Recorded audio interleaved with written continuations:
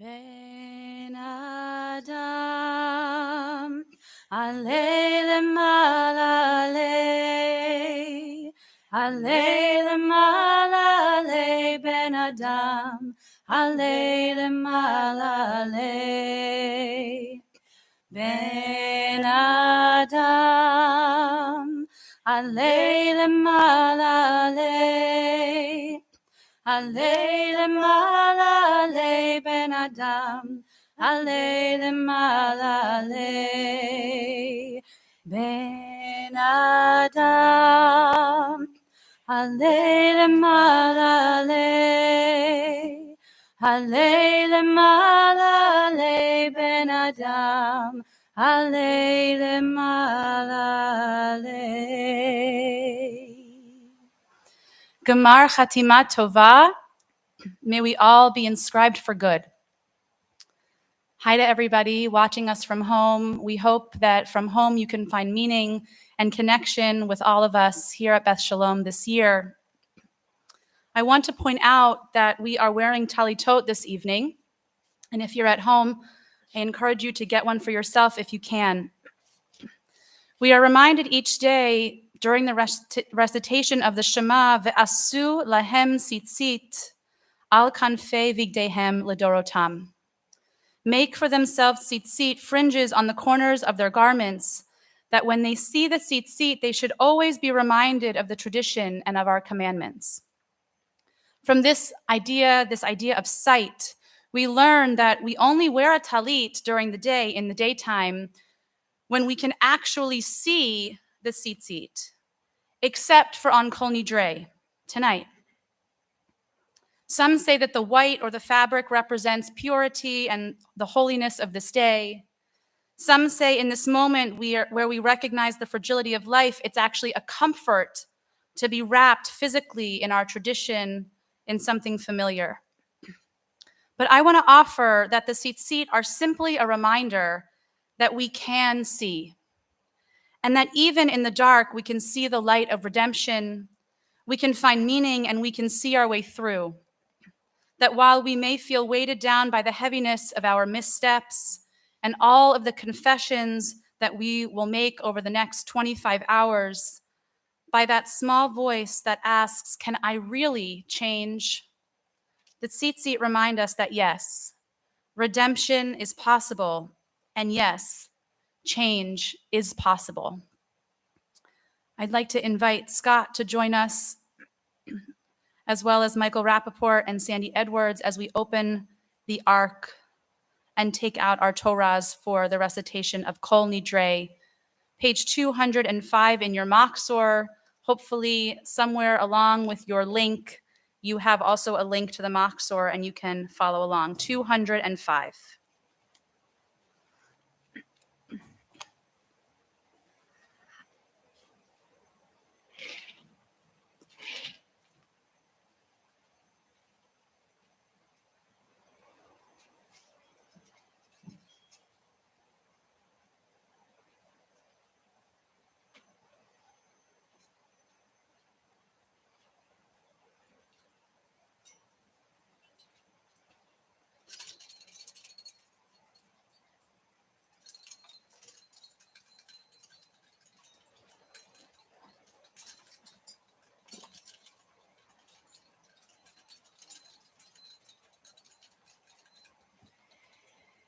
Kol Nidre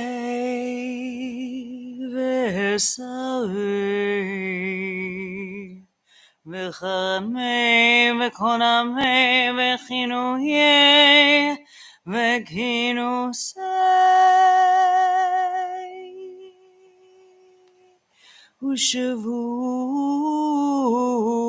u'shavuot dindana U'reishlabana u'reachavimena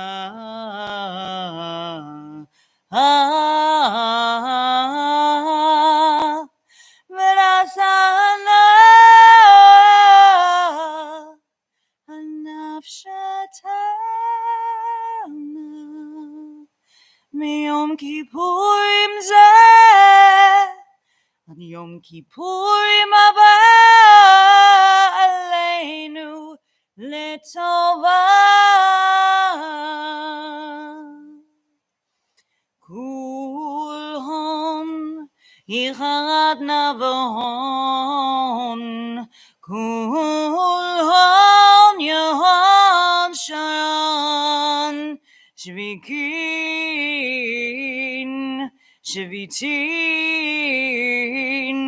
בטלין ומבוטלין, לא שרירין ולא קיימין, נדרנה לא נדרה, ויסרנה לא אסריה.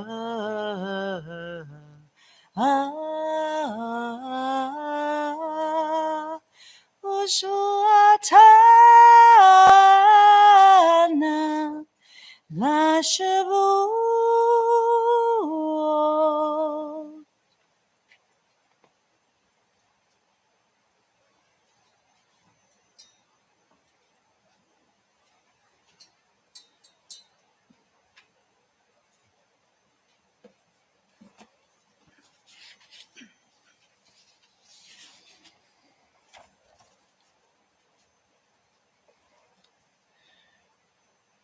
Kol Nidre v'yasareh v'charameh v'konameh v'chinuyeh v'kinuseh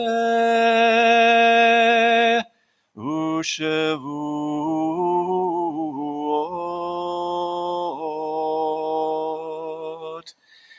Din dana u'deishtabana u'deacharimna v'tiasarna al nafshatana miyom kippurim zeh ad yom kippurim haba aleinu letova.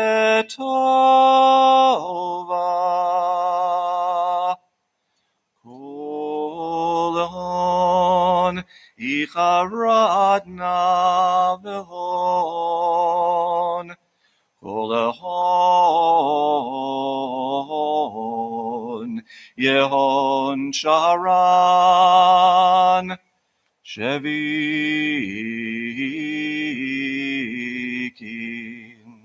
shevitin.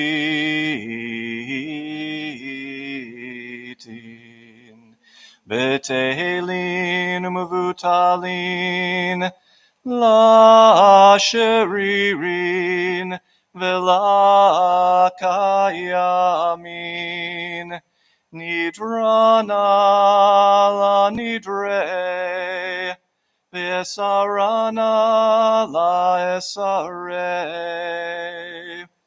ushvuatana la Shavuot.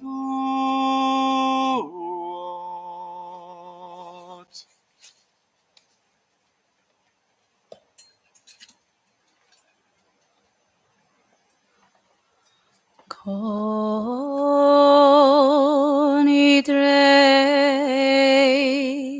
v'sarei v'charamei v'konamei v'chinuyei v'kinusei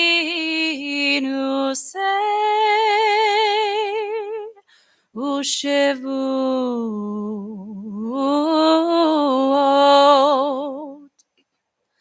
Din darna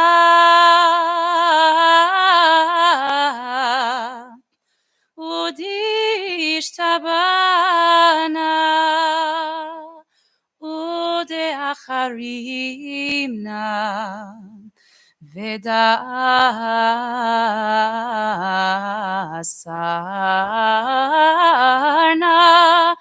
al nafshatana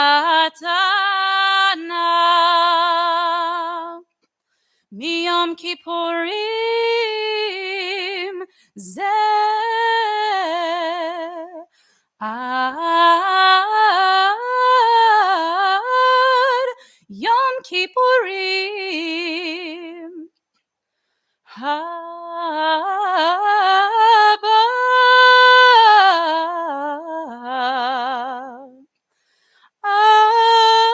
aleinu litova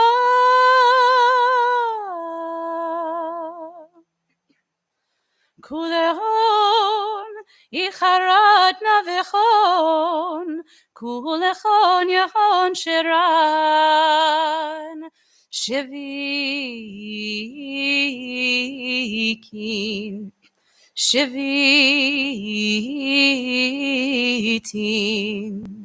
b'teilin umevutalin lasharirin v'lakayamin nidrana la nidre ve'esarana la esarei Ushivuatana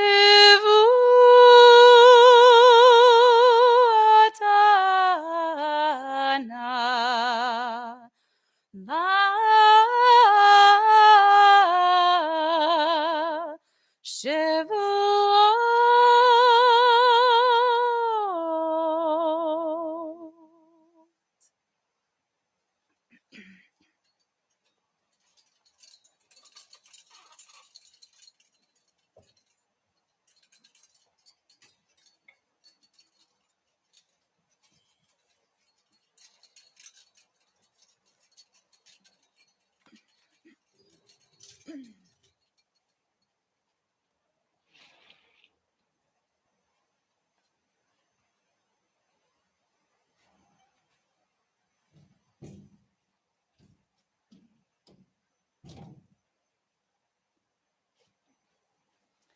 If you're standing at home, I invite you to be seated. I want to start by telling a little story. When I was in rabbinical school, I had the opportunity to spend a week as an observer and a student at Beit Teshuvah, a residential addiction treatment center that saves lives through a comprehensive program of Jewish spirituality, psychotherapy, and the 12 steps.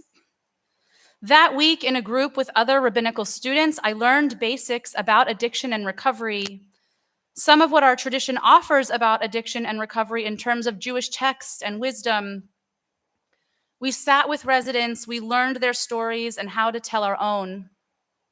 We affirmed and reaffirmed that we all have our own fears, addictions, and something to do teshuvah for.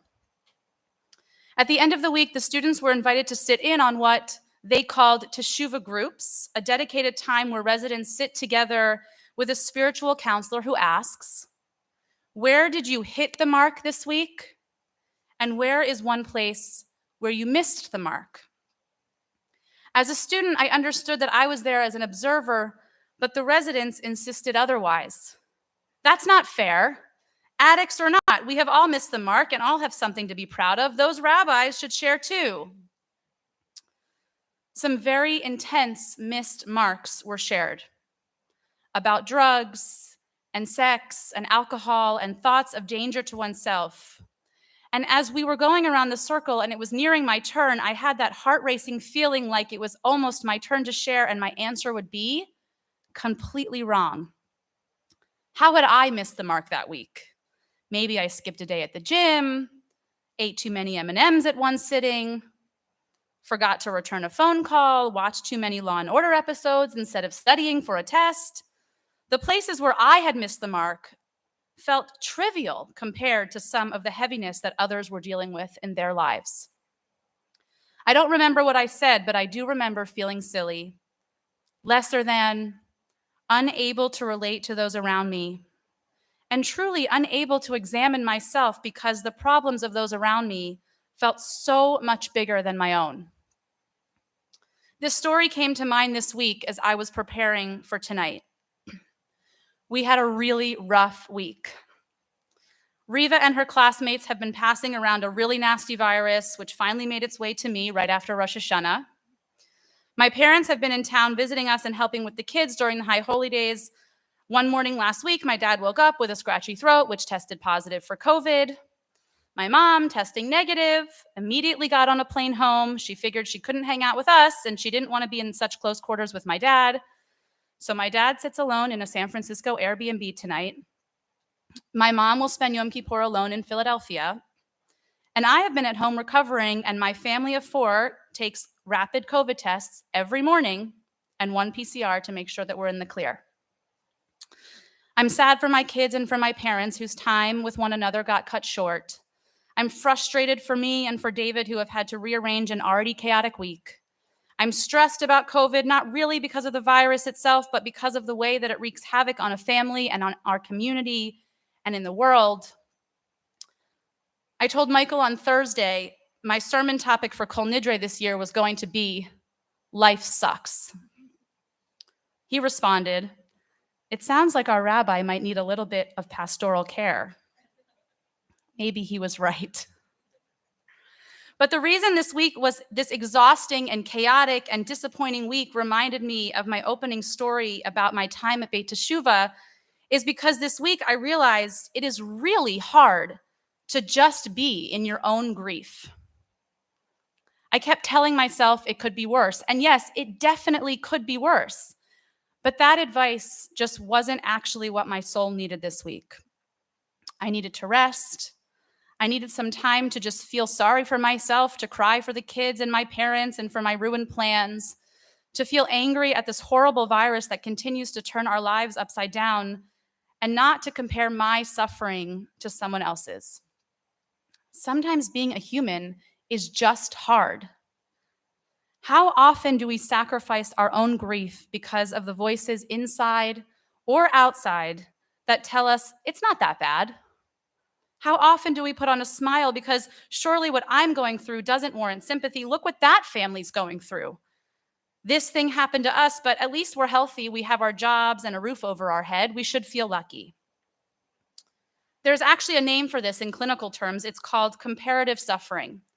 Brene Brown, American scholar, storyteller, and researcher who studies emotion and vulnerability, has a lot to say on this topic, particularly since March of 2020. Comparative suffering is when we brush off or bury our own emotions because we don't see them as valid compared to those of others around us. She explains how comparative suffering can be dangerous to our emotions, how when we suppress our own emotions, they can fester and grow and they can invite shame. We begin to feel ashamed, feeling sad or frustrated that if we allow ourselves to feel upset or disappointed, then we are delegitimizing the people who are suffering more than we are. She explains that when we feel shame, our inward focus overrides our ability to think about what other people's experience is, and we become unable to offer empathy.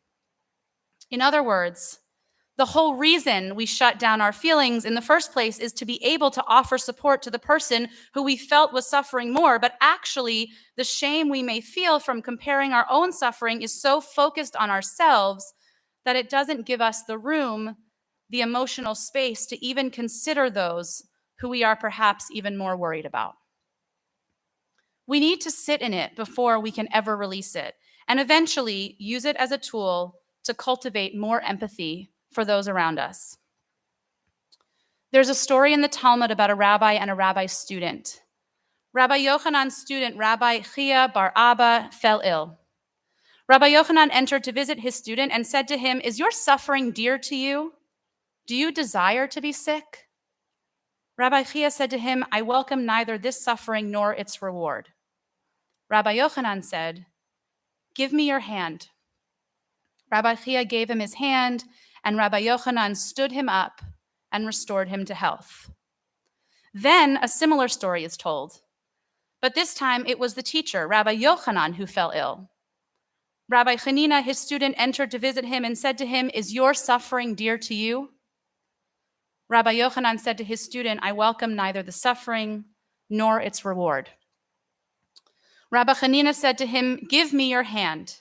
He gave him his hand, and Rabbi Hanina stood him up and restored him to health. Now, the narrator of the text asked this question.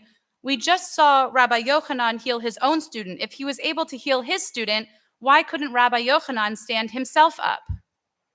The narrator answers its own question as the Talmud is known to do. Ein chavush matir atzmo mi beit asurim. A prisoner cannot free oneself from prison. Think about that question. Is your suffering dear to you? Do you like to be in this moment of suffering? They asked. The obvious answer would be no, and I love the message of this text that we need others around us to lift us up. We will get there, but maybe there is another answer too.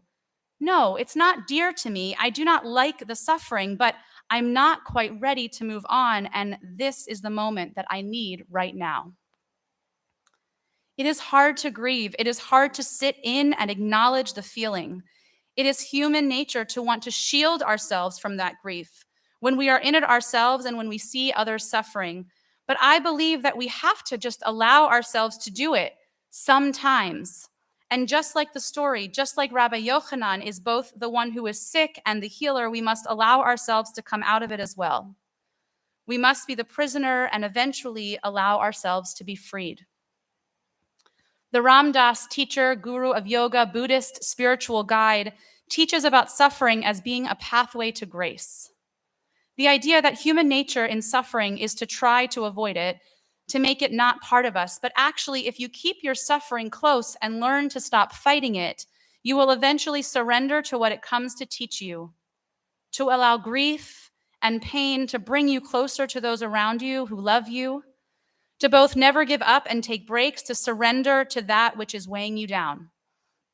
The freedom is not from the suffering, but on the other side of allowing yourself to really be in it.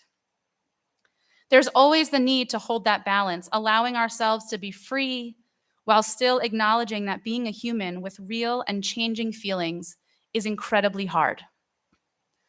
Our rabbis tell a story about the creation of the world. And we know that before the world was created, God knew that there would be suffering and pain. A famous story in the Talmud talks about a great debate between Hillel and Shammai. For 2.5 years, they disagreed. One said it would have been better had humans not been created. The other said it is better for humans to have been created than had they not been created. And ultimately, what did the rabbis conclude? That it would have been better for humans not to have been created than to have been created. The rabbis felt that humans would be so messed up that humans shouldn't have even been created. Were they wrong? And then, all the way back to the book of Breshit in Genesis, right before God is going to create human beings, the Torah tells us, Na'aseh Adam b'tzalmenu, let us make humankind in our image. In whose image? The rabbis ask. And they explain that just as God was going to create the world, just like that rabbinic debate about whether humans should or shouldn't be created, a group of God's angels stepped in and said, no, stop, don't do it. The angel of Chesed, of love, said, create humans because they will do so many acts of love and kindness. And the angel of Emet, of truth, said, don't create them because humans will be full of lies. The angel of Tzedek, of justice, said, create them because they will act justly. And the angel of Shalom, of peace, said, don't create them because they will be consumed by fighting. God went ahead and created humanity. Hillel and Shammai argued over whether this was a good decision or not, but in the end, we are here. And so the rabbis said, well, now that humans have been created, they should examine their actions and they should scrutinize their plans. They should do their best not to sin. Our bad days happen. People get sick. Plans get changed. The world spins out of control, and it feels easier to throw our hands up, to just give up. It is precisely in those moments that we need the reminder of these texts. God did not imagine a perfect world. God did not imagine a world without sin and a world without pain. Every day, a new baby would be born and loved ones would be taken away, some after long lives and some too soon. But God also created the rest of humanity, and when we ourselves are not at our breaking point, when we have moved through those times of grief and when we are able, our job is to have compassion on others and to lift them up.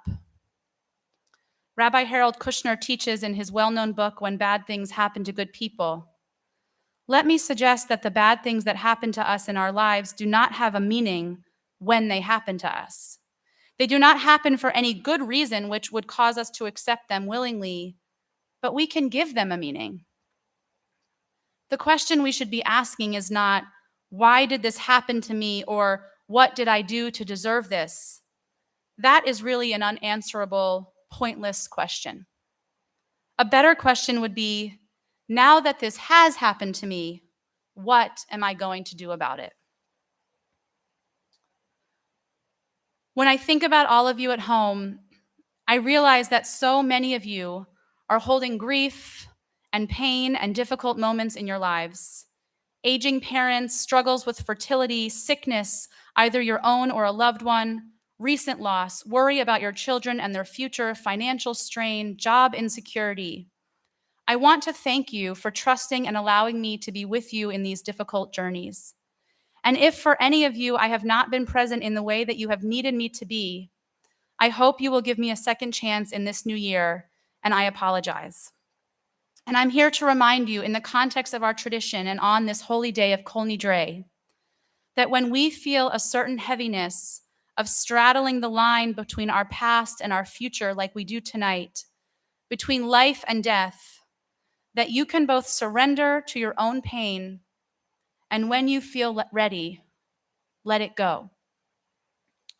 We are both the prisoner and the one who is free. And in our best moments, we can even be the healer, the one who lifts someone up. On this Kol Nidre, let's keep our struggles and pain in perspective, but still allow ourselves to express it. Let our pain be our own and not compare it to others. It will only close off our heart. In this next year, let's express our pain as pain and our challenge as challenge. We will all have them, and hopefully we will all grow from them. And for one another, let's agree to lead with empathy and with compassion. Because if you have grief and I have pain, then we should all be doing our best to reach out a hand and lift one another up. Gamar Chatima Tova, may we all be sealed for good in the coming year. I'd like to now invite Michael Rappaport, our president of our congregation, to share his words this evening.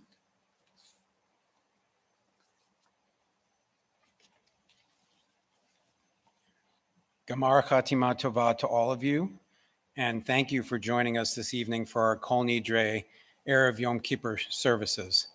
Thank you to Rabbi Richmond and Scott Horowitz and Rabbi Russell for beautifully chanting Kol Nidre tonight, and to Rabbi Russell for her beautiful and very thoughtful remarks. And thank you also to Sandy Edwards and Scott for holding our Torahs during the Kol Nidre. Believe me, they're kind of heavy.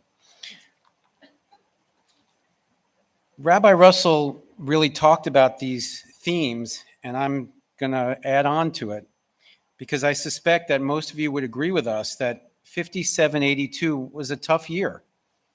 From Ukraine to Uvalde, from Colleyville to Highland Park, we witnessed a lot of dark moments that were frankly hard to understand. We started with the Delta variant and Omicron, and then all kinds of letters and numbers, and we're still not sure what to make of the whole thing. We continue to see a rise in anti-Semitism that is quite concerning, and the political discourse in our country doesn't seem to be improving. And now, of course, we're looking at potentially some significant economic uncertainty. But on a personal level, 5782 wasn't all that great either. Sure, in our household, 3 of the 4 of us got COVID, but I think that's par for the course. But as many of you know, our main focus this year in our family was caring for my father-in-law, Joseph Katz, who lost his battle with cancer exactly 1 month ago today. We all relished the time we spent with him, but it was really hard to say goodbye to someone so vibrant and happy. We miss him. Zichrono livracha. But for the Katz-Rappaport family, even during sad and dark days, we could always count on the support and love of our Beth Sholom community. Certainly that support came in obvious ways. Rabbi Russell and Rabbi Richmond checking in with us routinely, and then Rabbi Russell helping us through the initial mourning process and leading our Shiva minyan at our home. The morning minyan supporting us as we took that walk around the block on the last day of Shiva. Members of the board who filled in for me when I was unavailable. So many of you reached out with love and support. But the support we felt also came in less obvious ways. Moments at Beth Sholom that really lifted our spirits, as Rabbi Russell said. The many Beth Sholom bar and bat mitzvahs that we attended, each one special in its own way, and every kid brightening our hope for the future. The aufrufs and the weddings, as Rabbi Russell mentioned on Rosh Hashanah, the true miracle of 2 people meeting each other and starting a life together. Babies, if you ever need a fix, come to shul on a Tat Shabbat weekend or a joint Kabbalat Shabbat service and check out those cute babies and their families who have joined our community. Jews for Hot Cocoa, the program for our post B'nai Mitzvah teens. I don't know what goes on there, but those kids are having a lot of fun together, thanks to Adam Lowy. And finally, all of our centennial events, the tributes to Rabbi White and Rabbi Lou, and our iconic building, and of course, the gala, where we came together to celebrate the true milestone of a community that has stayed together for 100 years. Sharing these moments with you all has helped our family get through a tough year. Those moments kept us tethered to life and connected to friends. Those events are where we saw people we care about and met new people who have become important to us. I hope that every one of you had your own meaningful moments this past year at Beth Sholom. And as we turn the page to 5783, my wish is for all of you to experience more of those meaningful moments in the year to come. And the good news is I truly believe those moments are readily available to all of us here at Beth Sholom. We have an incredibly strong rabbinic team with Rabbi Russell at the helm and Rabbi Richmond in support. And that's not just my opinion. When Rabbi Bradley Artson, the dean of the Ziegler Rabbinical School, was with us visiting in May, he said that Rabbi Russell, he believes, is the best rabbi in the entire conservative movement. And then add to it what a treasure Rabbi Richmond is and the depth that she brings to our community. We also have new office staff to support the rabbi and the congregation. We want to build a model for customer service that addresses the many needs of our congregation. We know we're not quite there yet, but our staff, led by Vera, Jenny, Hillary, Adi, Italina, Alan, and Marlene, they're all working hard to achieve it. We have a remarkable team of educators. I already mentioned Adam, but we're really fortunate that Dale Kleisley stepped up to lead our preschool, and happy to have hired Talia Arnon as our assistant director. The school and the children are in great hands with Dale, Talia, and all of our teachers. And I'm proud to report that at Dale's suggestion, we are providing a full preschool scholarship for a 3-year-old Ukrainian girl whose family fled the war and are now rebuilding their lives in San Francisco. We have numerous adult learning opportunities, minyan every morning, and wonderful and varied Shabbat offerings. We can pretty much serve all your Jewish needs. Of course, in order to make this happen, we need your help. As you know, this Kol Nidre appeal and our spring celebration are the 2 main fundraising campaigns that we run each year. Last year, thanks to your generosity, we exceeded our fundraising expectations at both of these events. We not only need your help again this year, we need it even more. Our expenses rise with inflation. Costs to maintain the building are up. Programming costs are up. Security costs are up. Kiddush expenses are up. We are committed to paying our employees fairly, and salaries and benefits are 75% of our expenses. And we are committed to finding a solution to upgrade our school building. That building was built in 1960 and has not undergone any major refurbishment since. There are basic electrical, plumbing, and infrastructure needs, but also the layout doesn't support the modern preschool curriculum that Dale and Talia are teaching. We will be sharing a lot more about our plans for the preschool in the coming weeks. While we know we raised our membership dues, we will never turn anyone away who cannot afford them. That said, dues do not cover the full expenses of the shul. Every year we have a gap of approximately $2,500 per family between the revenue we receive from dues and the cost to run the synagogue. No matter what your situation is, I ask you to give something, and if possible, I ask you to stretch what you give. What Ruth and I do each year is we try to punch the next higher box than we did the year before. And then we punch an additional box just to add a little something to help out. If you're able, please consider doing the same. Many of you received the pledge form in the mail, and if not, it will be on its way or we can get you one. You can make your pledge in lots of ways. You can mail your card, you can bring it tomorrow, you can go to our website after the holiday and pledge there, or you can even call our office and we'll take care of you. As I've shared from my very personal experience, Congregation Beth Sholom is a place that can give back more than you even give it. Everyone here has already planted seeds at Beth Sholom, but for us to continue to grow, we need your continued support because we all want to be here for each other for another 100 years. On behalf of the entire board, our rabbis, and our staff, I thank you all for listening. We look forward to seeing you tomorrow morning when services begin at 9 a.m., Yizkor at approximately 11 a.m., and we hope you'll be able to be with us throughout the day, whether it be for Yizkor, family services, Musaf, Mariv, Nila, meditation, or Adam Lowy doing live interviews with surprise Beth Sholom guests. I can say with a high degree of certainty that we really do have something for everyone at Congregation Beth Sholom. May you have a meaningful and easy fast, and Gemar Chatima Tova.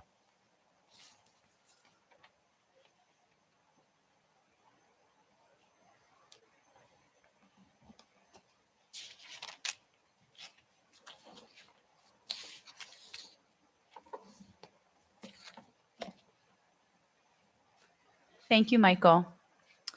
We're going to turn now back to our Machzor, and I'll invite you to rise for page 207. Ay, ay, ay, ay, ay, ay, ay, ay,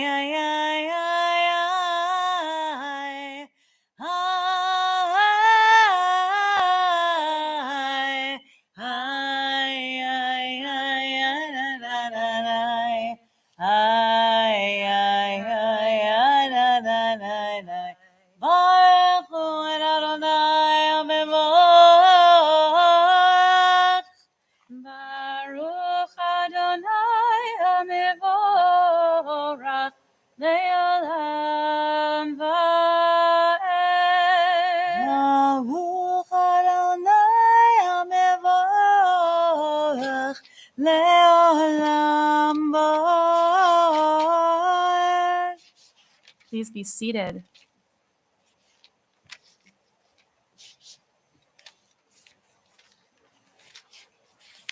Baruch atah Adonai Eloheinu melech haolam asher b'dvarim aviv aravim melech malchut. Mavir yom umevi laila, mavdil ben yom uven laila, Adonai tzvaot shemo, el chai v'kayam tamid yimloch aleinu le'olam va'ed. Baruch atah Adonai ha'mariv aravim. Olam Beit Yisrael emcha hafta Torah u'mitzvot u'mishpatim u'vanim. הם חיינו ואורך ימינו, והם נגע יומם בלילה, ואהבתך אל תסתיר ממנו לעולמים. ברוך אתה אדוני, איי איי איי איי איי איי איי איי איי איי איי איי אוהב עמו ישראל.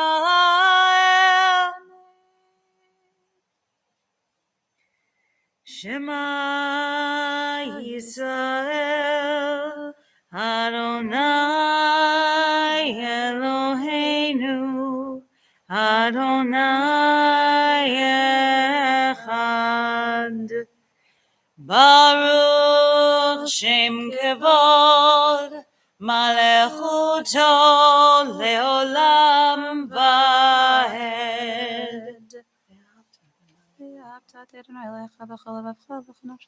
Continue silently.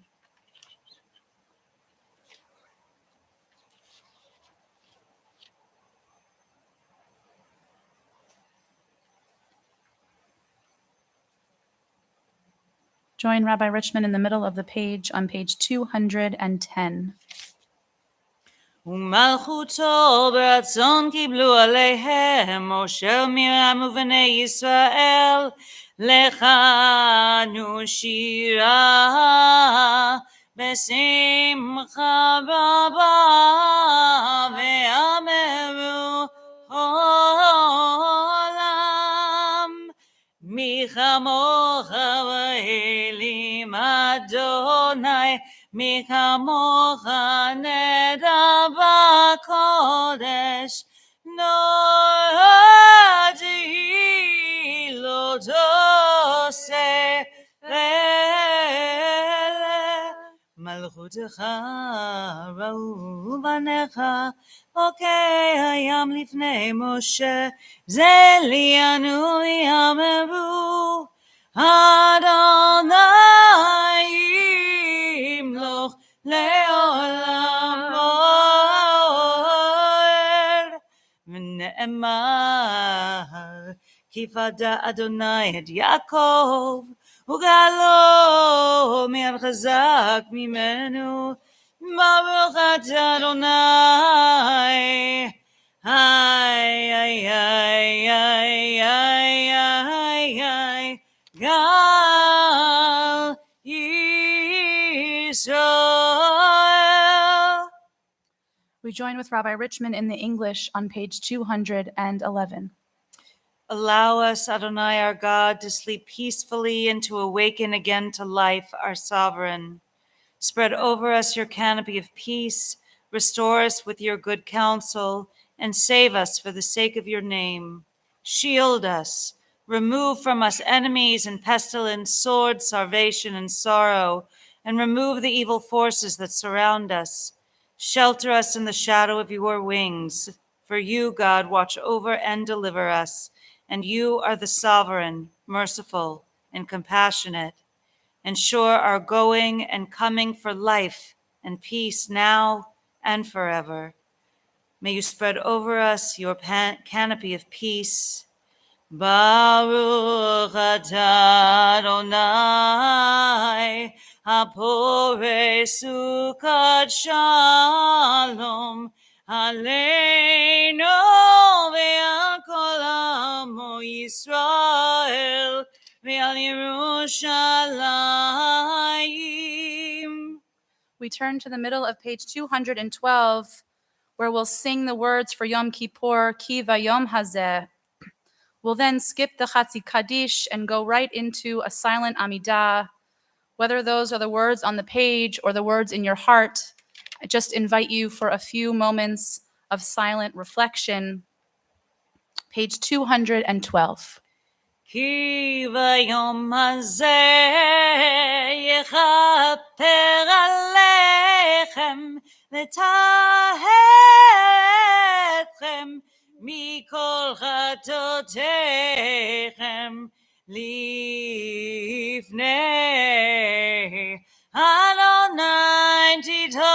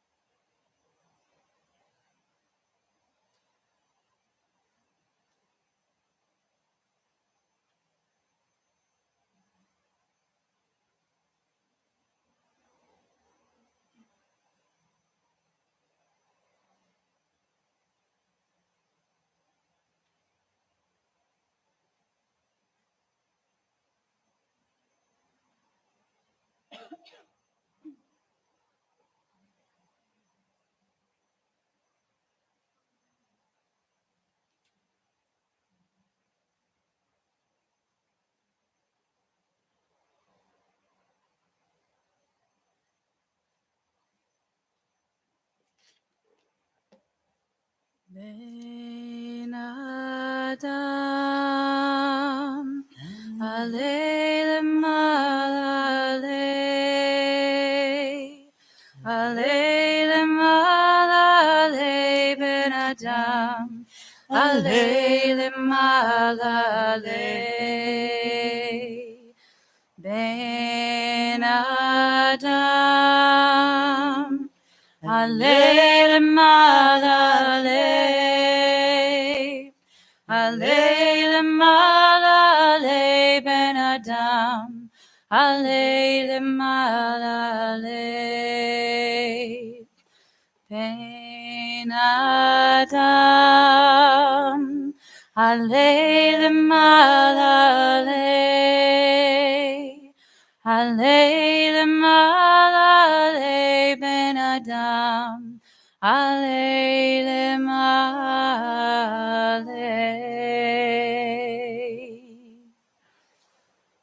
We turn to page 203. 223 for Ya'aleh. We'll begin with the first verse and then move to the last verse with some yidadais perhaps in between. Ya'aleh, Ya'aleh, Tachanunenu me'erev ve'yavo, ve'yavo, Shavatenu miboker ve'yera'eh, ve'yera'eh, Rinunenu,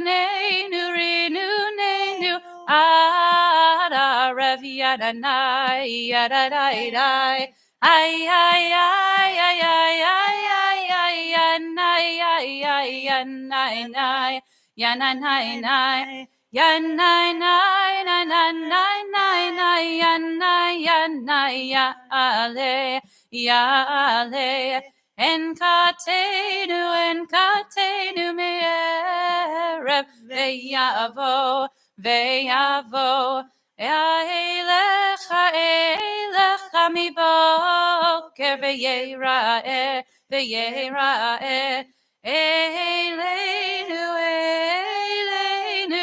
ad arev.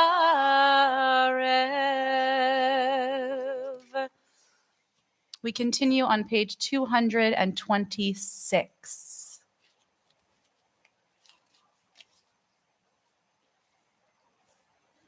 We rise for the 13 divine attributes. V'yavor Adonai al panav v'yikra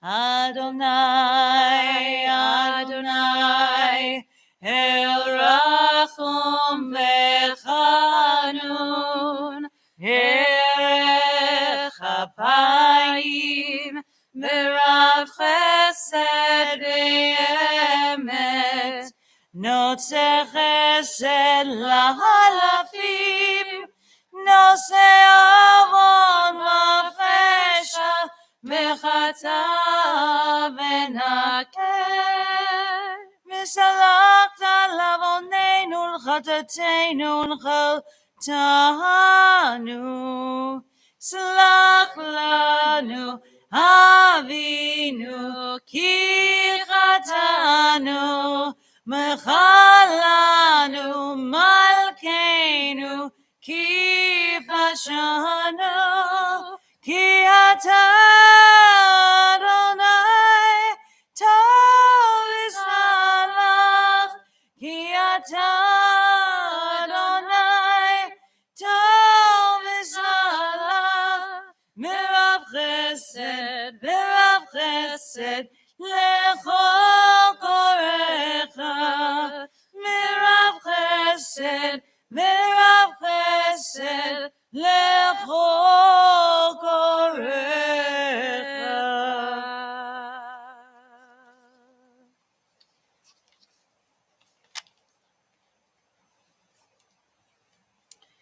On page 234, we will begin our Yom Kippur confessions. And it is traditional to actually tap on the heart when we say these confessions of the things we've done where we have missed the mark. And I just want to briefly suggest that though sometimes we might think that hitting harder is better, I actually learned something in the swimming pool this year. I've been, one of the things that the pandemic gave me back was swimming regularly. And I got these really nice goggles. And whenever the water was getting into my goggles, I thought, oh, I need to tighten them. I need to just tighten them. But no, someone who knows thinking, no, that's not what you do. You actually loosen them.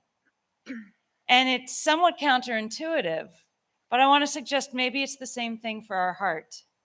And instead of like, getting one really good in there, we might just want to kind of massage and just try to loosen it a little bit.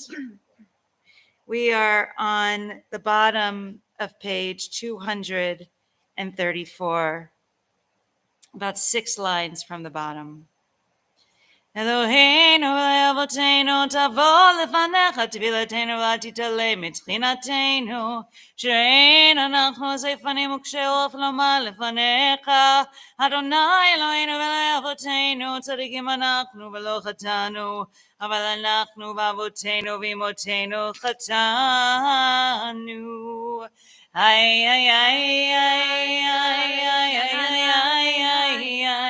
איי איי איי אשמנו, בגדנו, גזלנו, דיברנו דופי. איי איי איי איי איי איי איי איי הבינו והרשענו, זנו, רמזנו, טבלנו שקר. איי איי איי איי איי איי איי איי יצנו רע, כזבנו, לצנו, מרדנו, ניאצנו, זרענו, אבינו, פשענו, צרענו, קשינו עורף, רשענו, שיחדנו, תיעבנו, טעינו, תיתנו. איי איי איי איי איי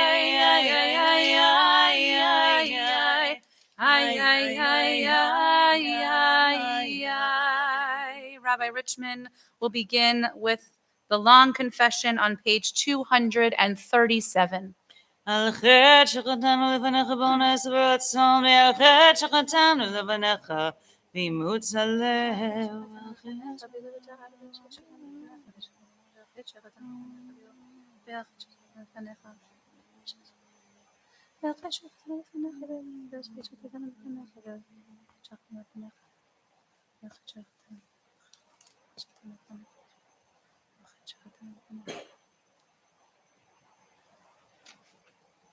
על חטא שחטאנו לפניך ביצר רע, ועל חטא שחטאנו לפניך ביודעים ובלא יודעים.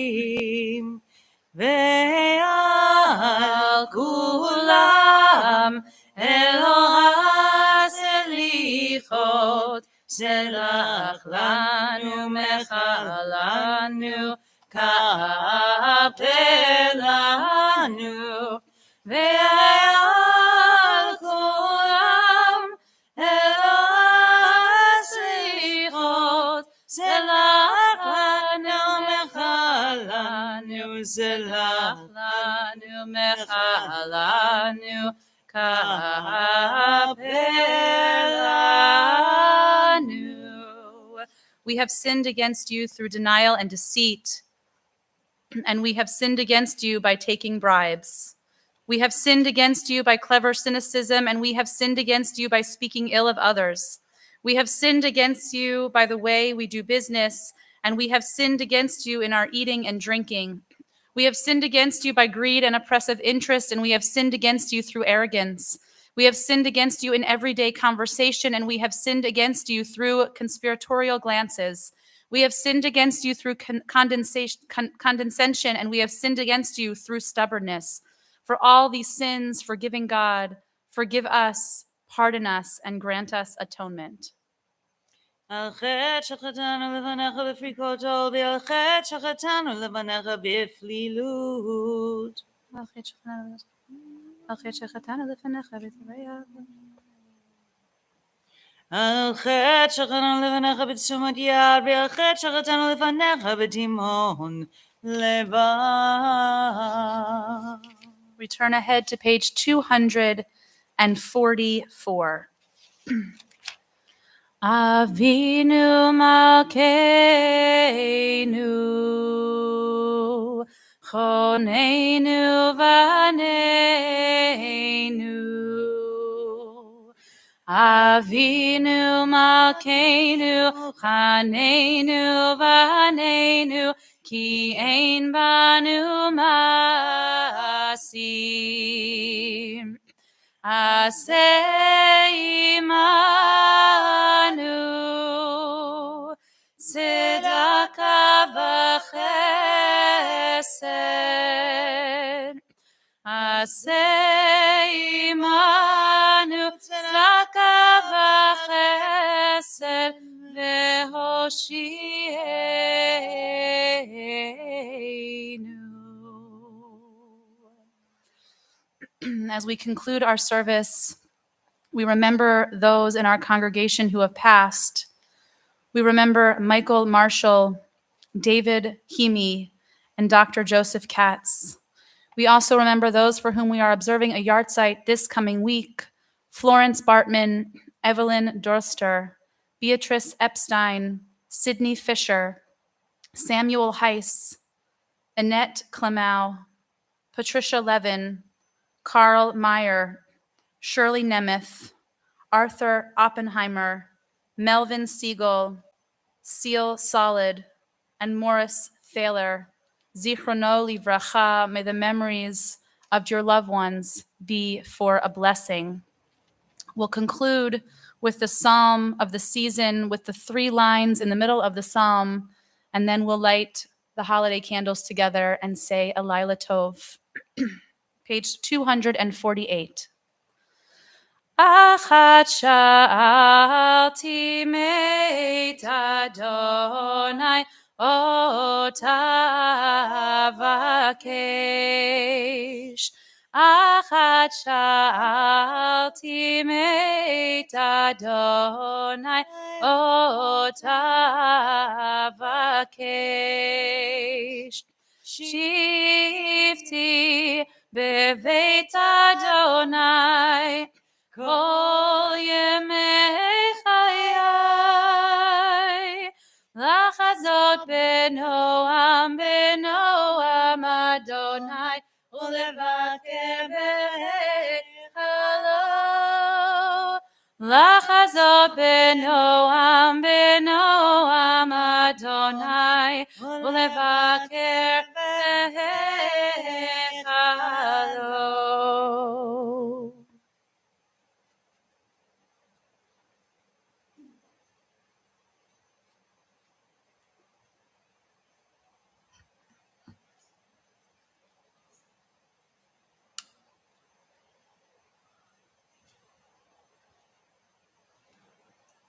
Baruch atah Adonai Eloheinu melech haolam, asher kichanu b'mitzvotav v'tzivanu lahadlik ner shel Yom HaKippurim. Amen. Baruch atah Adonai Eloheinu melech haolam, shehechianu v'kimanu v'higianu lazman hazeh.